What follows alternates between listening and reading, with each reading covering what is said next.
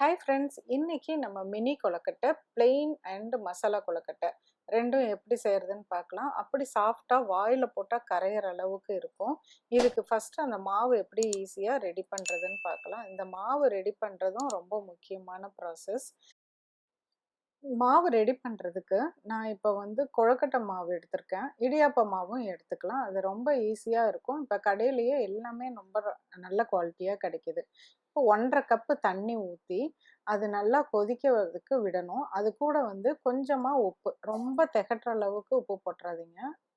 ஒரு 1 இல்லாட்டி 2 teaspoon oil, நல்லெண்ணெய் ஊற்றிக்கலாம், இல்லாட்டி குக்கிங் ஆயில் போட்டுக்கலாம்.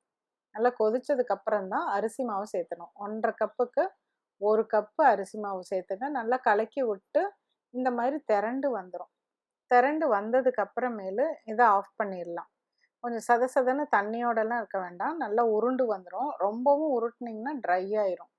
அதுக்கப்புறமேலு அடுப்பை கீழே எடுத்து வச்சுட்டு நல்லா பரட்டி விடுங்க. இதில் கட்டியெல்லாம் எதுவுமே பிடிக்காது, ரொம்ப நீட்டாக வரும். கொஞ்சம் ஆறட்டும். லைட்டாக ஆறுனதுக்கு அப்புறமேலு நல்லா இந்த மாதிரி உருண்டையாக அமுத்தி விடுங்க. அமுத்தி விட்டுட்டு நம்ம இப்போ குட்டி குட்டியாக நம்ம எந்த சைஸுக்கு வேணுமோ கொழுக்கட்டையை பிடிச்சிக்கலாம். இதே மாவு தான் பூரண கொழுக்கட்டை, கார கொழுக்கட்டை, பால் கொழுக்கட்டை எல்லாத்துக்கும் இந்த மாவே தான் யூஸ் பண்ண போகிறோம். இந்த குட்டி குட்டியாக உருட்டி வச்சுட்டேன். இது ஒரு சின்ன குவான்டிட்டிக்கு செஞ்சு காமிக்கிறேன். நீங்கள் நல்லா பெருசாக செய்கிறதுக்கு இதே மாதிரி மெத்தடை ஃபாலோ பண்ணிக்கிங்க. இப்போ இந்த இடியாப்ப தட்டு இல்லாட்டி அது இல்லைன்னா நீங்கள் இட்லி தட்டுக்கே யூஸ் பண்ணிக்கலாம். அதில் லைட்டாக ஆயில் தடவிட்டு நம்ம உருட்டி வச்ச உருண்டையெல்லாம் போட்டுருங்க. இந்த பாருங்கள், இந்த அளவுக்கு ஃபுல்லாயிரும். போட்டு வச்சுருங்க. பத்தலைன்னா இன்னொரு தட்டு போட்டு வச்சுக்கோங்க. நான் சும்மா வீடியோ காமிக்கிறதுனால சின்ன குவான்டிட்டியாக தான் போட்டு செஞ்சுருக்கேன். இதை ஒரு 10 to 12 நிமிஷம் எப்பவும் போல் இட்லி அவிக்கிற மாதிரி வேக வச்சுருங்க. இப்போ இது வெந்துருச்சா அப்படின்னு பார்க்குறதுக்கு இட்லி மாதிரியே தான் நீங்கள் பார்க்கணும். கொஞ்சம் லைட்டாக தொட்டு பாருங்கள், பிசு பிசுப்பாக இருக்குதான்னு. இப்படி உருட்டி பாருங்கள், நல்லா பளபளன்னு உருண்டு வருதான்னு சொல்லிட்டு. நல்லா இருந்ததுன்னா எடுத்துடலாம். இப்போ ரொம்ப நேரம் ஒன்றும் பிடிக்காது, ரொம்ப நேரம் வேக வச்சோன்னாலும் அப்படியே கெட்டியாக ஆயிரும். இப்போ எடுத்து கீழே வச்சுக்கோங்க. இது இப்போ தாளிக்கிற விதம் தான் 2 விதமாக தாளிக்க போகிறோம். ஃபஸ்ட்டு ப்ளெயினாக, அதுக்கு எண்ணெய், கடுகு, உளுத்தம்பருப்பு போட்டு நல்லா பொரிஞ்சதுக்கு அப்புறமேலு இது கூட கொஞ்சம் பச்சை மிளகாய், கருவேப்பிலை, கொத்தமல்லி இது 3ஐயும் பொடியாக அரிஞ்சிட்டு சேர்த்திக்கங்க. கொஞ்சமாக பெருங்காயத்தூள் அதையும் சேர்த்திட்டு நம்ம வச்சுருந்த கொழுக்கட்டை உருண்டை பிடிச்சி வச்சுருந்தோம்ல அதையும் போட்டு நல்லா பரட்டி விடுங்க.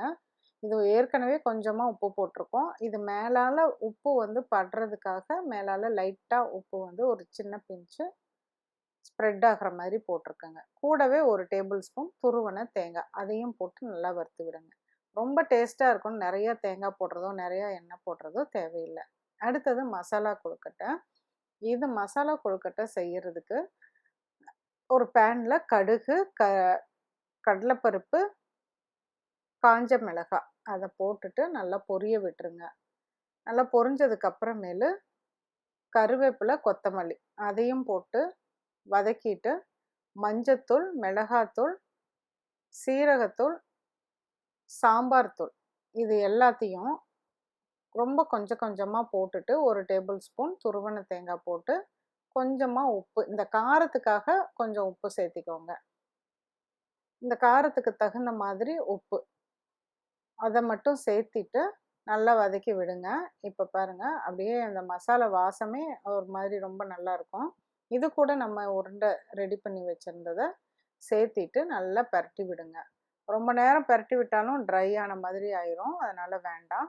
இப்போ இந்த காரத்தோட டேஸ்ட்டை சமப்படுத்துறதுக்காக, பேலன்ஸ் பண்ணுறதுக்காக கொஞ்சமாக வெல்லம் சேர்த்திட்டு நல்லா பரட்டி விட்ருங்க. அவ்வளோதான். டேஸ்ட் அப்படியே சூப்பராக இருக்கும். கண்டிப்பாக இந்த 2 கொழுக்கட்டையும் செஞ்சு பாருங்கள். மீண்டும் ஒரு புதிய ரெசிபியோடு உங்களை சீக்கிரம் மீட் பண்ணுறேன். தேங்க்யூ.